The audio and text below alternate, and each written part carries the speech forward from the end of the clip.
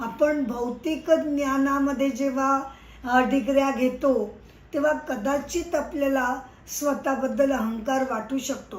हां बघा मी केवढा शिकलेला आहे, नाही का. पण या आत्मविद्येनं मनुष्य जास्तीत जास्त विनयशील होतो.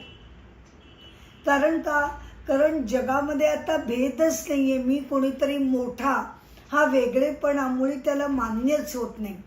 त्यामुळे त्या विद्या विनय युक्तीनं तो काय करतो, ब्राह्मण, गाय, हत्ती, कुत्रा, चांडाल या सगळ्यांचे ठायी त्याची वृत्ती ही समान असते.